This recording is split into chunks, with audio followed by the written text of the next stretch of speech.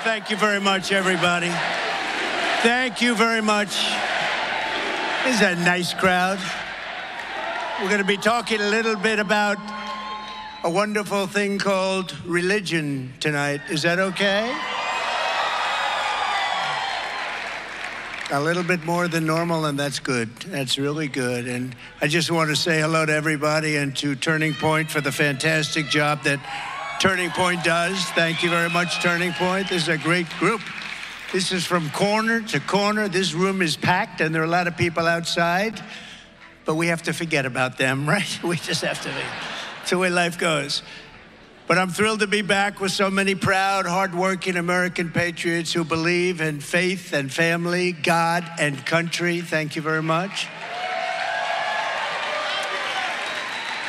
And we want to thank each and every one of the believers. And something was working, that we know. Something was working, so I thank you very much. And I stand before you tonight thanks to the power of prayer and the grace of Almighty God.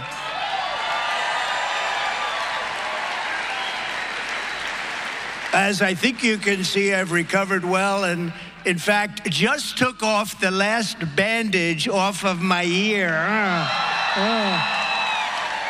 I just got it off. I took it off for this group. I don't know why I did that for this group, but that's it. I think that's it. I hope that's it.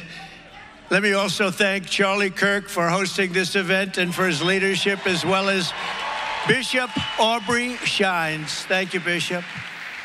A great friend of mine, a tremendous woman of faith, Pastor Paula White is here, and she's been so incredible wherever you may be, Paula. Where is Paula? She is fantastic. Thanks, Paula. Pastor Jensen Franklin, one of the biggest, one of the most powerful, one of the greats. Thank you, Pastor. He's been with us from day one. Pastor Lorenzo Sewell, whose church I visited in Detroit, and this guy can speak. Where is he? He can speak. He spoke at the convention. And I'll tell you, nobody wanted to follow him. Where is he? Where is that pastor? Oh, hello, pastor. Nobody wanted to follow him, I can tell you that. There was the people said, I'll pass. You were fantastic. Thank you very much, Pastor. It was an honor to be in Detroit. And we were in serious Detroit, right? That was the real Detroit. Thank you very much. So respected, such a wonderful man. And speaking of respect, Secretary Ben Carson. What a great guy. Nobody like him. Former ESPN anchor, Sage Steele. Thank you, Sage. Sage has been terrific. She's been terrific, amazing person. Another amazing person is a man named Peter Navarro. Peter Navarro, a patriot, one of the best trade people ever. He understood China better than anybody but me. I understood him better. No. We both understood. Where is Peter? What a great guy. Peter, where are you, Peter? There he is. Peter, thank you very much. What a great guy. He got it. He got it. He was something special, and he's going to come back with us, I think. Peter, you coming back with us wherever? Yeah, there you are. Thank you, Peter. He's coming back. He really did. He understood trade. He understood it better than just about anybody. He understood how we were being ripped off for years and years and years, and nobody did anything about it, but we did. And today we're delighted to announce the launch of our new coalition, Believers for Trump. Believers, you're believers for Trump. As you know, 5 days ago, we officially defeated the worst president in the history of the United States, crooked Joe Biden. You know, I thought a lot about it. We defeated him. He was badly beaten, and you know, everybody was going to him said, you can't beat him. You're not going to beat this guy. You can't beat him. Get out, get out. We want you out. There was nothing nice about what they were doing. And they were saying, we want you out of the race. You're going to lose. We want to put somebody else in. How about that? It's like a prize fighter. He's losing badly, ready to be knocked out. And they say, well, wait, let's stop the fight. Let's put somebody else in.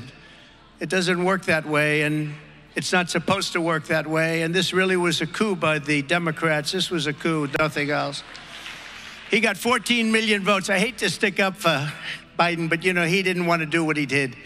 He said, I'll never go out. I'll never, ever go out. 2 days later, I'm proud to go out. because the fascists went after him. They threatened him with the 25th Amendment. They said, we can do it the nice way or we can do it the hard way, Joe. That's what happened. I know as many people on that side as I know on our side, so to speak. But that's what happened. They said, we can do it the hard way. We can do it the easy way. 25th Amendment if you don't go. And he said, oh, I'll go. And now they're trying to make him into a brave hero. He's so brave. Last night or the other night, he made a speech behind the beautiful Resolute desk in the Oval Office. And look, I'm not looking to knock. I want to give people credit, or not credit. It was horrible. And then you turn on to like CNN and MSDNC, the worst. They're just horrible. And they're saying one of the finest speeches we've ever seen. I mean, Churchillian, somebody said. Winston Churchill. No, Winston had it on him a little bit. It was so bad, and they pretended it was good. And they're doing the same thing with her. She was a bum 3 weeks ago. She was a bum. A failed vice president in a failed administration with millions of people crossing, and she was the border czar. Now they're trying to say she never was the border czar. She had nothing to do with the border. She was the border czar. They're trying to take it. They're deleting it all over the place. They want to take it because we have the worst border in history. And 3.5 years ago, we had the best border that we've ever had. In fact, my chart that I looked over to the right, that chart, you know, the famous chart that showed we had the best numbers in history, at least recorded history on the border, that chart probably saved my life. Can you believe it? Because I looked over. If I didn't look over, I got a problem. Wasn't too good anyway. Did you see the FBI today apologize? They said, well, it might have been a bullet, but it might have been glass. Oh, really? Where did the glass come from? Or it might have been shrapnel. Where did the shrapnel come from? No, they then said it was a bullet. They just try and do it. It just never ends with these people. They raid Mar-a-Lago. They do things so bad, so bad. Our country is so sick. But they apologize. We accept their apology. So now we have a new candidate to defeat the most incompetent, unpopular, and far-left vice president in American history. That's what she is, the most incompetent, but certainly the most far-left. Together, 4 months from now, we're going to defeat Kamala Harris, who a short time ago strongly fought to defund the police and the radical left Democrat Party. We're going to take back that very beautiful White House, and we're going to make America great again, guaranteed, and it's going to go fast. With your vote, I will defend religious liberty in all of its forms. I will protect Christians in our schools, in our military, in our government, in our workplaces, in our hospitals, and in our public square. And I will also protect other religions. We want that, right? Other religions. And we will bring our country back together, one nation under God.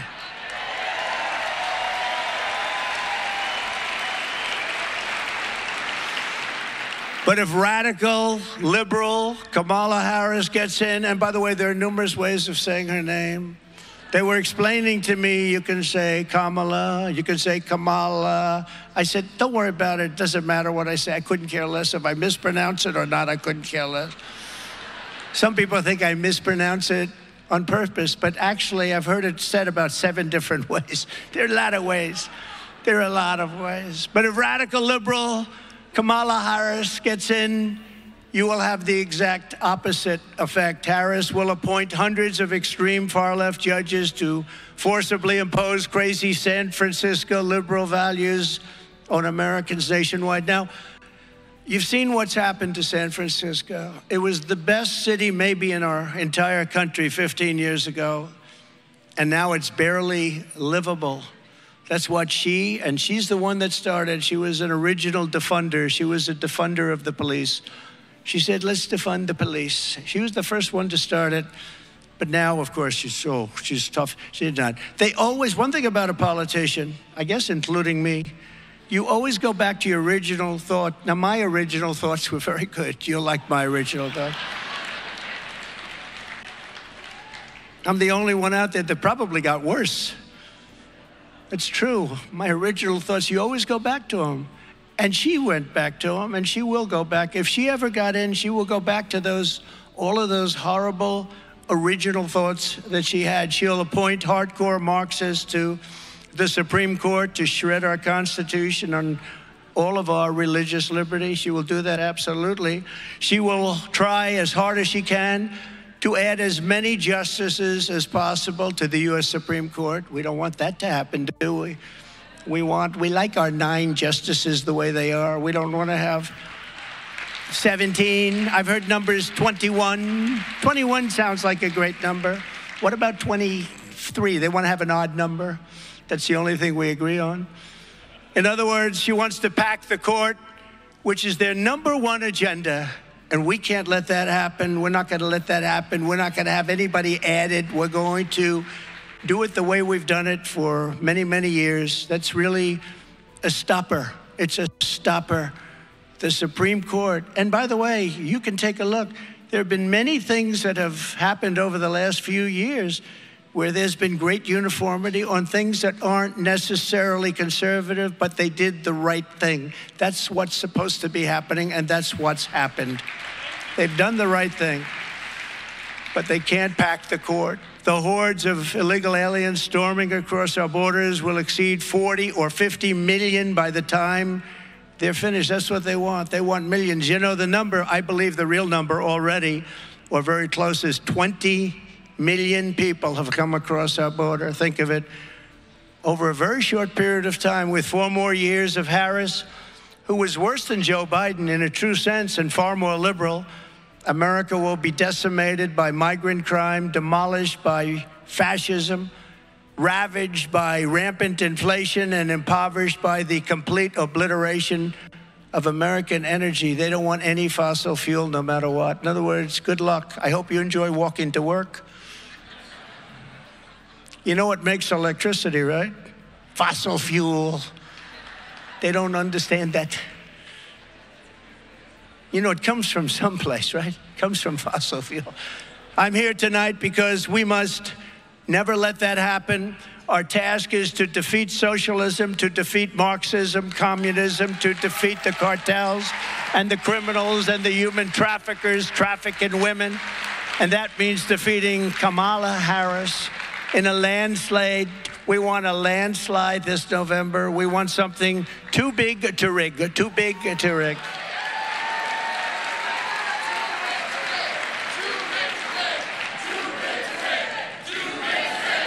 Too big to rig. Too big to rig. Too big to rig. We cannot let this, I have to say, once great country, but will soon be a great country again. But right now, we don't feel like this is a great country. We're a laughing stock all over the world, but we can't let our country fail. As everyone here understands, the radical left ideology Kamala supports is really militantly hostile toward Americans of faith. And you saw that during the pandemic where people couldn't get together. Even when they wanted to get together with big spaces outside, they were ravaged.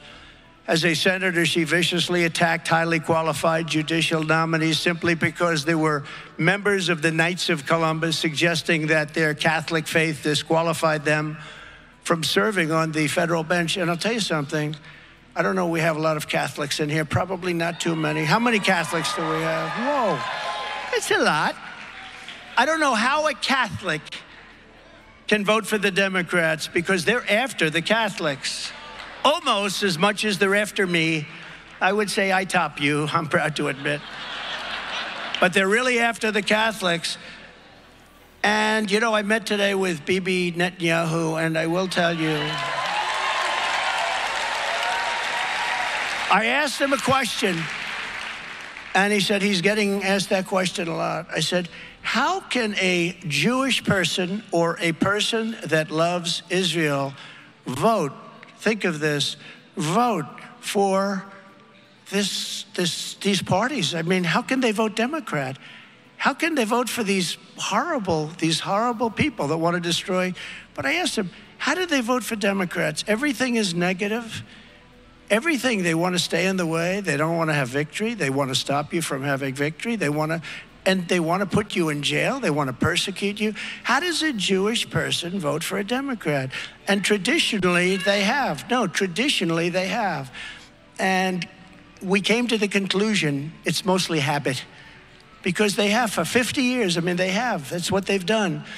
But how does a Jewish person vote for a Democrat? How does a Catholic person vote for a Democrat? With what they're doing to Catholics, I just don't get it. Somebody doesn't like Catholics in that administration, and I don't even know who it is. I don't think it's Biden, because I don't think he has any idea what the hell he's doing. I don't think he has any ideas on any subject. Kamala Harris supports California's outrageous new law trampling on parental rights and allowing minors to change their gender without parental notification or consent. Can you imagine? She's in favor of that, by the way. Or she was. She's probably losing. You know, they're losing as much as they can. But remember, a politician always goes back to where they started. Harris wants to forcibly compel doctors and nurses against their will to give chemical castration drugs to young children. You know that, right? She totally supports that. And she supports the Biden-Harris Title IX policy of forcing every public school in America to let men into women's and girls' locker rooms. Can you imagine? It's like, what are we doing? What? You know, the whole world is laughing at us. You do know that, right? We've gone wacko. As president, I will protect the safety and well-being of America's children. I will defend the values of the American family.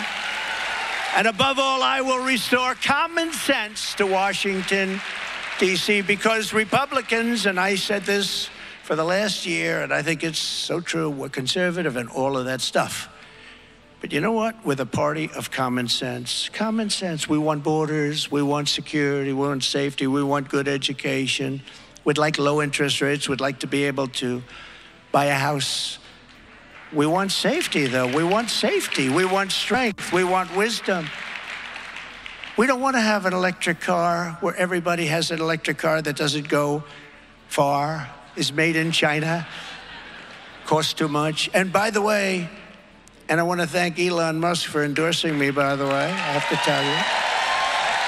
We're listening here to former President Donald Trump speaking in West Palm Beach. We're going to step away for another quick commercial break, and we continue with this next.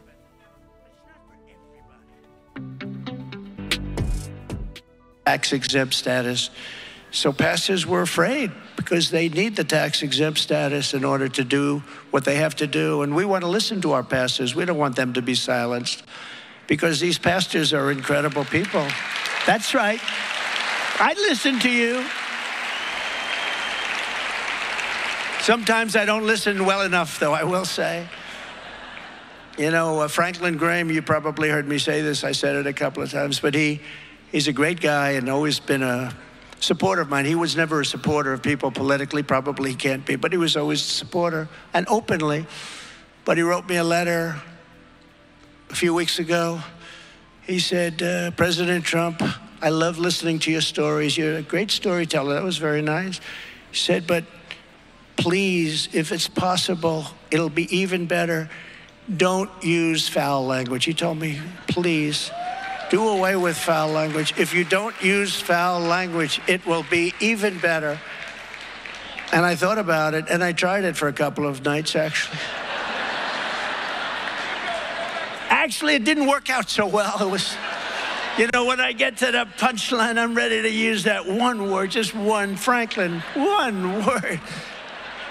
And then I use a politically correct word, and the whole thing just falls flat. But I try. I'm trying, Franklin, I'm telling you. No, he's a good man. He's a good man. I issued guidance making clear that the right to freedom of worship does not end at the door of a public school. We know that. I was the first and only president to convene a meeting at the United Nations to end religious persecution worldwide. That's the first president to do it. They didn't want to get into it. All of these very religious presidents that you've had, you know, religious in quotes, They said, no, we'll pass on that. But I went and I did it, and I was proud to do it. For 4 years, I stood proudly with our friend and ally, the State of Israel.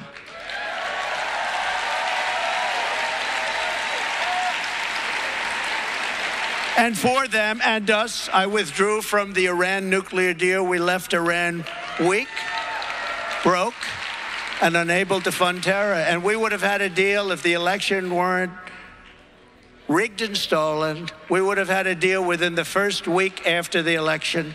Instead, Iran is now a very wealthy country. They were a poor country. I said, nobody can buy from them. If you buy from them, you can't do business with the U.S. And China didn't buy, and nobody bought, and they didn't have the money to give to Hamas and Hezbollah.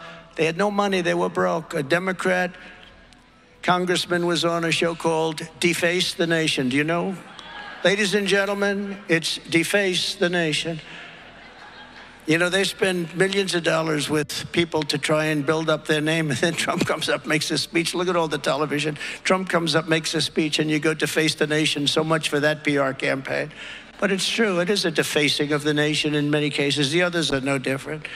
ABC, NBC, CBS, they're all bad. But, you know, we have to bring back an honest press. If we don't bring back honesty in our press, this whole thing is not going to work. But I kept my promise, recognized Israel's eternal capital, and opened the American embassy in Jerusalem. It was a big deal. And got it built for $2 billion under budget. Took an old building and reconverted it for peanuts using Jerusalem stone. A friend of mine said, oh, I love Jerusalem stone. He's in New York. Big, rich guy. Every time I walk into his office, do you know what this is? I know it's Jerusalem stone. You tell me every time, oh, comes from Jerusalem. So now I'm building. I not only wanted to get it going, but I want to build it because I know I can get it built fast. And they had a building already. They were going to spend hundreds of millions of dollars to buy a site in Jerusalem. I said, wait a minute, don't we have something? We checked. Yeah, we always do, because we were there a long time ago. We were there sort of first, always by the post office like I did in Washington. If you get a post office, it's always the first building that they put in years ago. It's always the best location. So I said, do we have anything? Yeah. And I said, hey, listen to the people. We're going to spend $2 billion on building an embassy. I said, how much do you think we can do it for? We think we can do it for $350,000. So this, really, we're going to take an old building and reconvert it. I said, 300. It's the only time I ever said this. I said, you know, honestly, it's too low. It sounds too cheap. I've never done that before. Usually I say, okay, let's make it 300, right? Let's make it 250. But I said, I think it's too cheap. It sounds terrible. Do it for under 500,000. Yes, sir. I said, any chance we can use Jerusalem stone? A friend of mine says it's very expensive. He goes, absolutely, sir. It's all over the place. We're in Jerusalem. So we built the whole thing out of Jerusalem stone. Can you believe it? And got it done for nothing. And it's beautiful. It's a beautiful embassy. And that was the capital of Israel. Every president for decades and decades promised that they were going to do that. Capital of Israel, Jerusalem. But I even got the building built. And we got it built. We had a beautiful opening. I went. It was a beautiful opening. And I had a young lady named Ivanka there. We had our great first lady there. We had a lot of my children, a lot of my friends. It was a beautiful opening. Remember, it was always going to be a disaster if you do that. And every president was going to do it. They got to the office. They go into the White House. All of a sudden, they get hit by every side. They never did it. They never could get it off. I understand it. There's tremendous pressure not to do it. But I got it done. I got the building built, and it was a great thing. We opened it, and there were no problems, you know? People said there were going to be big problems. There would be bloodshed all over the Middle East. It never happened. It never happened. And we had it recognized, Jerusalem, as the capital of Israel. It was a great thing. It was a great day, actually. I also recognized Israeli sovereignty over the Golan Heights. I never even said I was going to do it. I mean, the fact is, I've done more for Israel by far than any other president, not even close. And with the historic Abraham Accords, as you know, we created peace in the Middle East. Unfortunately, they didn't add any countries to it, but we will. By contrast, Kamala Harris stabbed Israel in the back in its great hour of need. 2 days ago, she refused to attend the speech in Congress of the Prime Minister of Israel. She said, "Oh, I can't make it." There was just a small group of people, but they couldn't make it because that's her original thought. That's where she comes from. She doesn't like Jewish people. She doesn't like Israel. That's the way it is, and that's the way it's always going to be. She's not going to change. Together with Joe Biden, she gave billions and billions of dollars to Iran and Hamas to fund their campaigns of terror. She gave them billions of dollars. They were broke. Remember, when I left, they were broke. There were stories that Hamas is out of business, Hezbollah is out of business. They were broke. October 7th would have never happened if I were president. The attack on Ukraine by Russia would have never happened. I spoke to President Putin often about it. It was the apple of his eye. He would have never done it. Wouldn't have done it. I said, "You'll never do it." He would have never done it. It was only after I left that armies started aligning the border with Ukraine, armies. And I said, "Oh, he's just negotiating. He'll never do it." But he did it. He did it because we had a weak president. He did it also because our move out of Afghanistan was so incompetently done.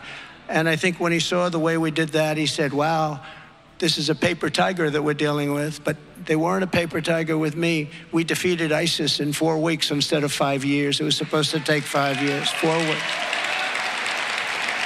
Within days of the heinous October 7th attack on Israel, Kamala Harris praised the anti-Israel protesters. You saw that, right? She praised them.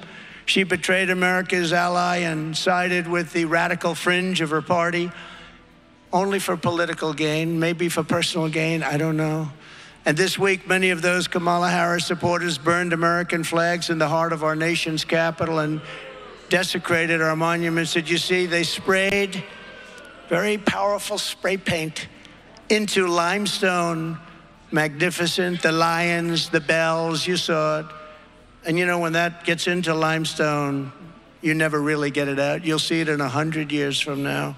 They desecrated. And by the way, January 6th, well, what's happening to these people that have done serious damage? Have they been arrested? Are they in jail now, like the January 6th hostages? And when are they letting them out? You know, we had a great Supreme Court ruling 4 weeks ago that really should let most of them out. When are they coming out? They're still there. When are they coming out? Unlike liberal Kamala, I will support Israel's right to win its war on terror. You have to support that. Got to win, got to finish it off. And instead of pandering to the jihad sympathizers and America-hating radicals, we will deport them. We will deport them very quickly. We have no choice. We're listening here to former President Donald Trump speaking at an event in West Palm Beach, Florida. We're going to step away for a quick commercial break. We continue with this next. Once again, appoint rock-solid conservative judges who will protect. Be out of the womb in the 8th, 9th month, and even after birth, execute the baby after birth. The baby is born. Remember the former governor of Virginia? He said, the baby is born. We sit with the mother and we discuss what you want to do with the baby. In other words, if you want, we'll execute the baby after birth. And they have laws, and they want to pass laws to that effect. These people are radicalized, and they're sick. They're sick people. So they're really, if you look at it, they're really the radical ones. And like Ronald Reagan, I strongly believe in exceptions for life of the mother, rape, and incest. I think it's very important. Don't forget, you have to go with your heart. But you also have to win elections. Very important. You have to win. So go with your heart. Do what you want, but you do have to win elections. We have elections that are very important to win. And if you don't do certain things, you're not going to win elections, and it'll be a very Pyrrhic victory. It'll be a victory that's not really a victory at all. But Ronald Reagan felt that. I felt that. Many people feel that. And we really did something that nobody thought was possible. I want to thank the 6 Supreme Court justices, Clarence Thomas, Samuel Alito, John Roberts, Brett Kavanaugh, Neil Gorsuch, and Amy Coney Barrett for the wisdom and the courage they showed on this long-term and very, very contentious issue. And getting it back to the states puts the question where it belongs with the vote of the people, and it's happening all over the country. You're having the vote of the people, and over time it will all work out. It's working out at a rapid rate already. You know that. It's going to many states are voting on it now, and many have already voted. And sometimes, again, sometimes the vote will be as you like it. Sometimes it won't be quite as you like it. But our country can finally come together. This issue has been killing our country for 51 years.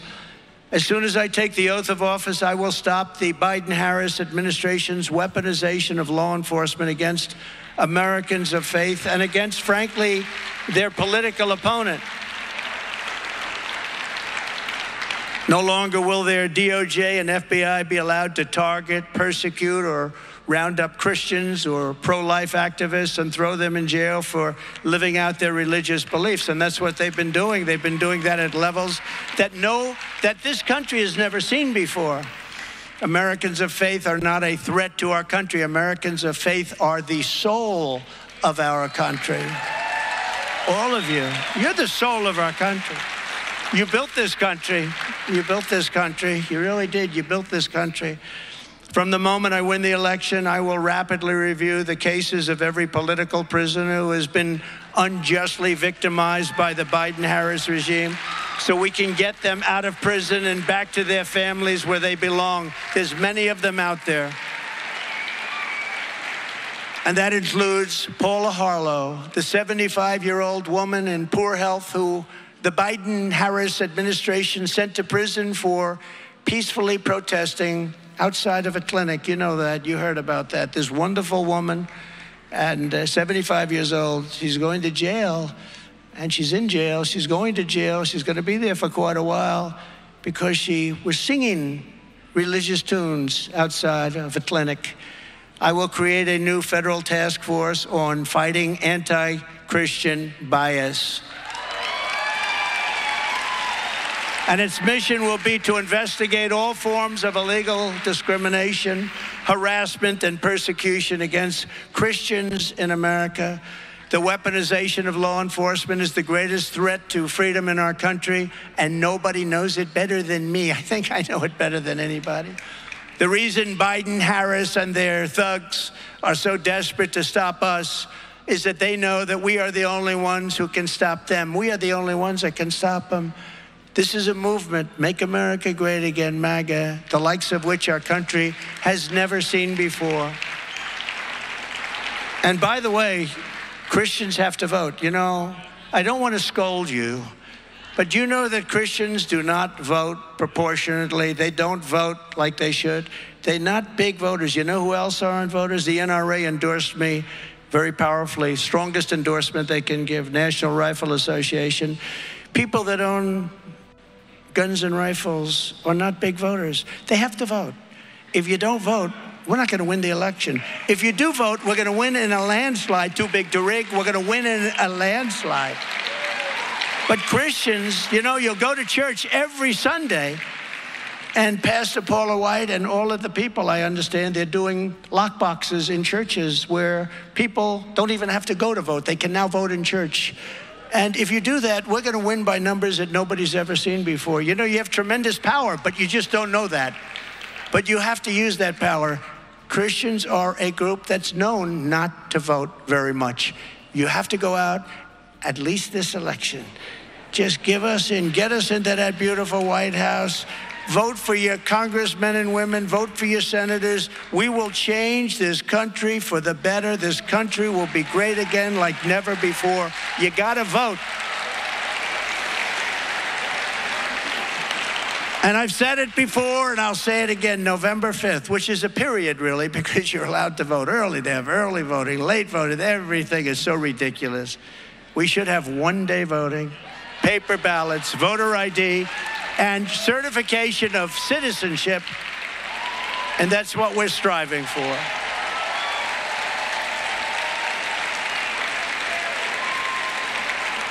But voting actually starts on September 6th in North Carolina, a great state. We're doing very well there. I only say that when we're winning or going to win, you know that. I mean, it's just one of those little things, can't help it. No, it's a great state. North Carolina, September 6th. Then it's Pennsylvania toward the end of September, and it's various states in September, and then you have October, and you know, it used to be on November 5th you vote, but November 5th, meaning November 5th period, meaning this election will be the most important election in the history of our country. We're going to save our country with this election. So all of their persecution is only happening because I am running for president and leading very big in all of the polls, including big leads against Kamala. We have very good leads, you know, despite the fact that she came in as a replacement, a mandatory replacement. Joe, you're doing badly, Joe. We want you out, but I don't want to go out. I don't want to go out. You're going out, Joe. Do you understand that, Joe? You're going out, Joe. I don't want to go out. I won't go out. All right. If you don't go out, we're going to go after you with the 25th Amendment. You're incompetent. Everybody knows that, Joe. You know, I won my case in Florida on the documents, right? Joe had a much more, you know, I had the Presidential Records Act on my side. I was allowed to do, I didn't do anything wrong. He did, because he didn't have the Presidential Records Act. He lost his case, but the decision was he's incompetent. So he can't go to trial. So he's incompetent. Think of this. He's incompetent. He can't go to trial, but he's allowed to be president. So he can't go to trial because he's incompetent. He can't defend himself, but he's allowed to be president. What's that thinking all about? The radical left Democrats rigged the presidential election in 2020, and we're not going to allow them to rig the presidential election in 2024. We won't have a country left, right? We're listening here to former President Donald Trump speaking at this event in West Palm Beach, Florida. We have to step away for our final commercial break of the hour. We head back out to this next.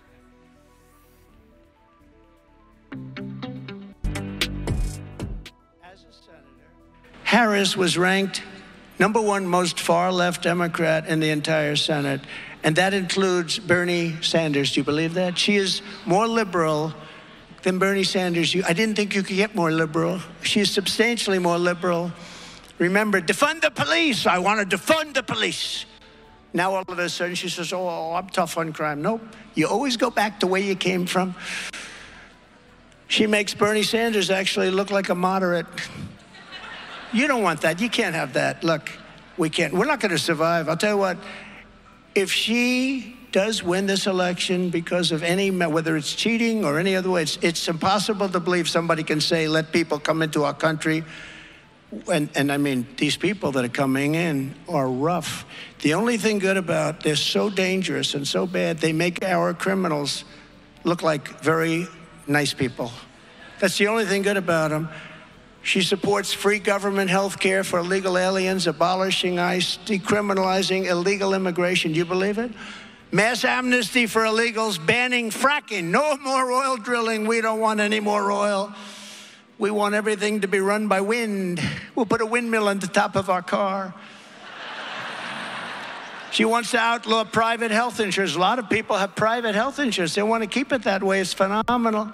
She wants to defund the police, forcibly ripping guns out of the hands of law-abiding citizens. As vice president, she even cast the tie-breaking vote to cut Medicare by $237 billion, your Medicare.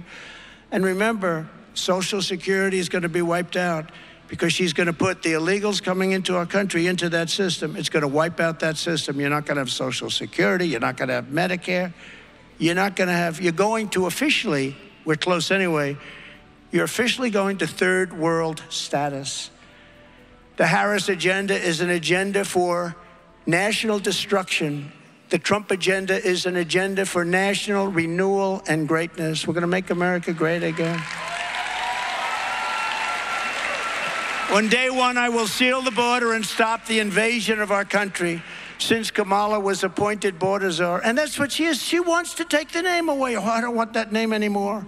She loved it when she had it, but you know, she never went there. She never did a thing.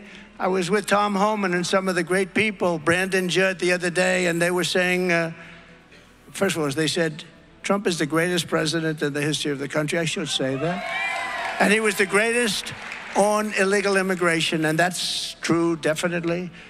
But since Kamala was appointed border czar in March of 2021, millions and millions of illegal aliens have stormed across our borders. You know that. And they're coming not just from South America. That's the least of it. They're coming from Africa. You know, we had people coming in from parts of Africa. The Congo, 22 people from the Congo a couple of months ago. Where do you live? The Congo. Oh, what's your address? We lived in prison. What did you do? We refused to say. Oh, welcome to America. It's lovely to have you. They come from Asia, the Middle East. They're coming from everywhere. They're coming from all over, not just South America. They're coming from prisons and jails, mental institutions and insane asylums. And terrorists are coming in at levels that we've never seen before. You know, when I had the safest border we've ever had. Let me tell you, my border was safe. It was safe. Nobody's seen anything like it. And you know, one of the things I was most proud of, I stopped much of human trafficking, which has become as big a business as the drug trade. And they traffic in women. They traffic more in women than anything else. And they were afraid of us. They didn't, but they're not afraid any longer. Human trafficking, women trafficking, but human trafficking is way up. And you know, it's a bigger business than it was 100 years ago. You think of it almost as an ancient crime. It's not. You know what made it big? The internet. The internet's made it a tremendously big business, similar to the drug trade. Meanwhile, our crime rate is going up while crime statistics all over the world are plunging. You know, they like to say, oh, our rates are down. They're not down. They're way up. And we have a new form of crime. It's called migrant crime. We've become a dumping ground for the entire world. In Venezuela, crime is down 72%. I'm going to tell Charlie Kirk, I'm going to say, Charlie, next year, I want to have your wonderful summit in Venezuela. And he'll say, why? I said, because there's no crime in Venezuela. They put all their criminals into the United States. So I want to go to Venezuela where it's safe. Can you believe it? Do you know that Caracas, Venezuela, was one of the most crime-ridden cities in the world? Now it's safe because they've taken those criminals, they've taken those drug dealers, they've taken their prisoners, and they've moved them into the United States, large numbers, and the rest are coming. But they're not coming with me. We're going to get them the hell out of here, all of them.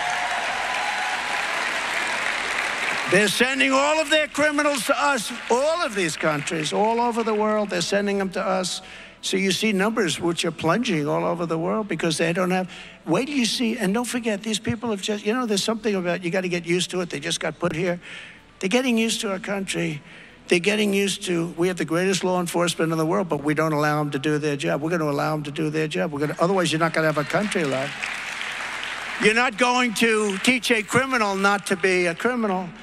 Border Czar Harris will let murderers, child predators, and bloodthirsty rapists and drug dealers charge across our borders by the tens of thousands a day. I will throw the killers, criminals, and illegal aliens and gang members the hell out of our country, or if they're really bad, we'll put them in our jails. With your vote, we will begin the largest deportation operation. We have no choice in American history. We have no choice. Starting on day one, we will end the Biden-Harris inflation nightmare and make America affordable again. So we've had the worst inflation, I think, in our country's history. They say, sir, it's only 58 years. I say, I believe it's the worst we've ever had. The numbers are much higher than they're showing. What they're showing is through the roof, but the numbers are even worse than that. To bring down the prices of all goods, we will stop their war on American energy, and we will drill, baby, drill, right? Drill, baby, drill. You'll be drilling right in front. You'll be a driller. I will terminate the Green New scam, and I will end the Biden-Harris electric vehicle mandate. We want you to buy electric cars, Elon, but not everybody. We will pass massive tax cuts for workers, and that includes no tax on tips. Is that okay? Do we have any waitresses? Do we have any drivers, any caddies? Oh, there's one, look at her, she's happy. No, it's something we can do. Let them keep their money. You came all the way from where? Las Vegas, right? No tax on tips. Remember, that's a big deal. That's a big deal. You know where I got this? Not from a big consultant that charges you $2 million to write up a report that doesn't mean anything. I got it from a waitress having dinner. I said, how are you at Trump in Las Vegas? Beautiful Trump Tower in Las Vegas. I said, hotel. I'm in the restaurant. I said, how's everything going? To a great waitress. She said, not good. They're just killing me on taxes. I said, taxes? What do you mean taxes? Don't they hand you cash? No, actually, most of it's done on the check. She said, they're after us all the time. And now they just passed regulations to Biden where they go after. They could go into your homes. They hired 88,000 new IRS people. You saw that? 88,000. By the way, they're allowed to carry guns. You know, nobody can have guns, but they're allowed to carry guns. Can you imagine this? But 88,000. And she was saying how unfair it is, how horrible it is. And it really, you know, it's like harassment. And I said, you know what? There shouldn't be tax on tips. There will be no tax on tips from now on. And we'll get that done very fast. I hope you remember that. You better get out and vote.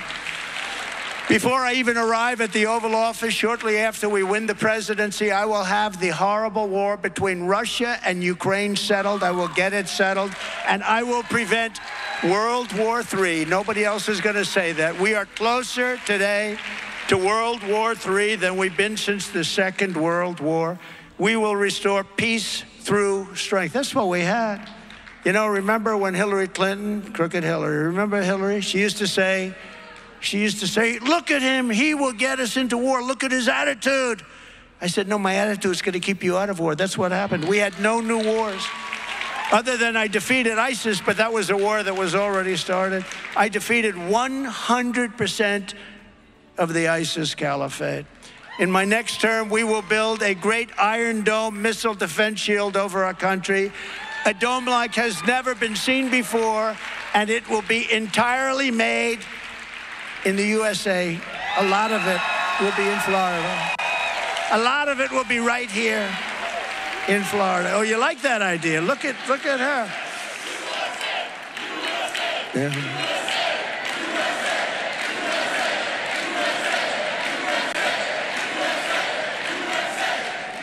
Why shouldn't we? It's our technology. We know how to do it. You know, Israel, they had 300 rockets shot at it fairly recently. It knocked every rocket except one out of the sky. The other one was mortally hit and fell to the ground harmlessly. I say, why aren't we doing that? We're helping other people do it. Why aren't we building our own? And we're going to build it. And you know what the beauty is? We're going to make it here. It's going to be jobs and all that stuff.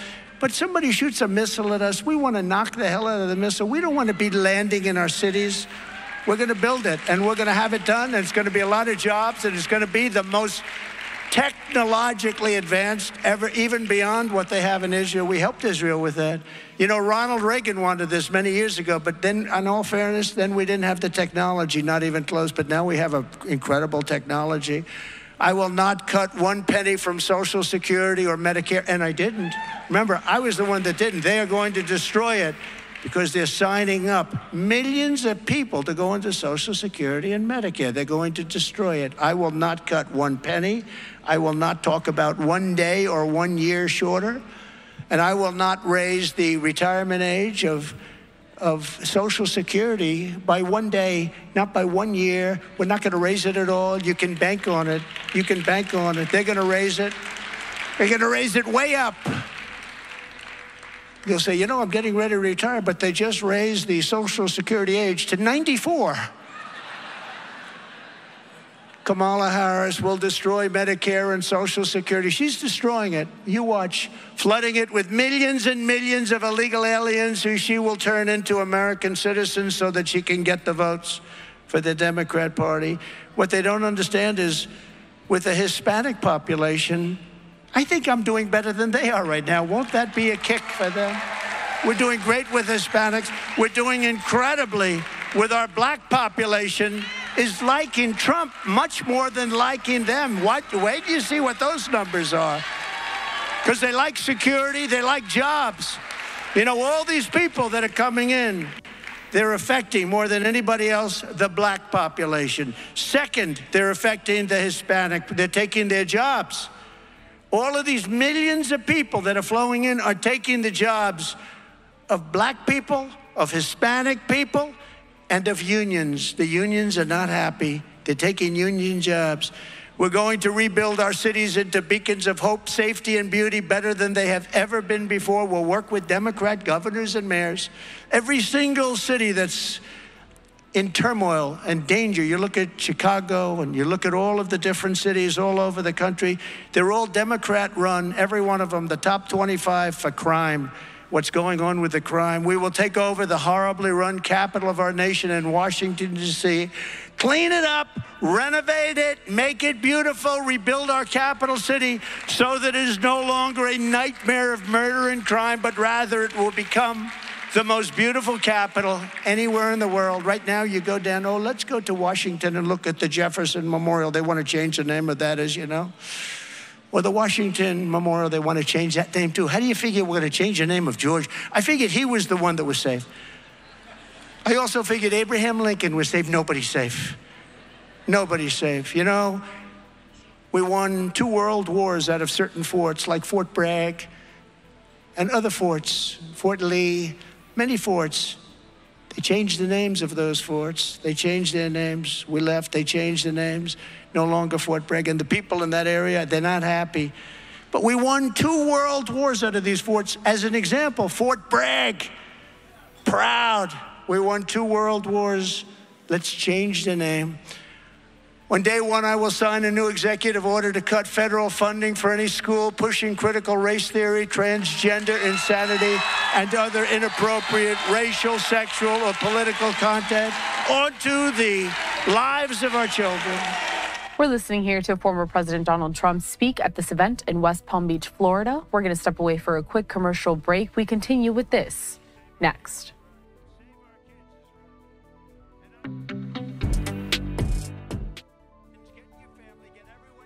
And vote early, vote absentee, vote on election day. I don't care how, but you have to get out and vote.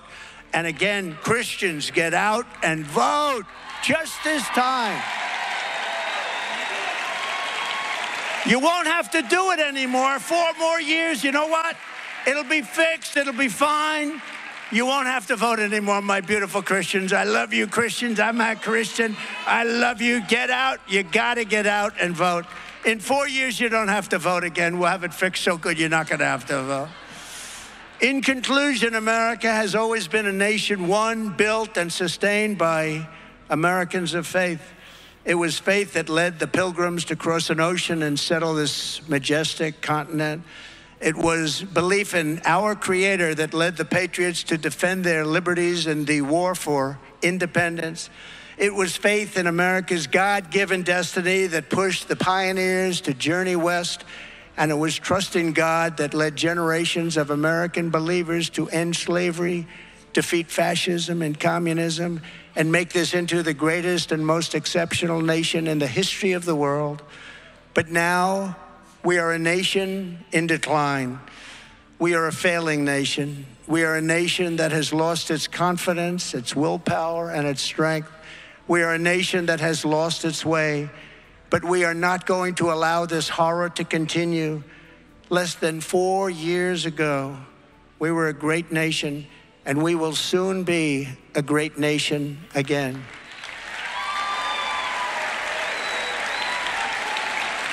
With our leadership, every disaster Joe Biden and Kamala Harris have created can be fixed, and can be fixed quickly, and it will be fixed quickly. Every problem can be solved, and every wrong can be rectified.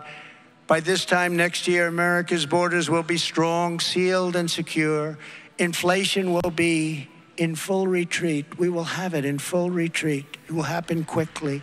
Our economy will be roaring back. Optimism will be surging. The American dream will be thriving again for citizens of every race, religion, color, and creed.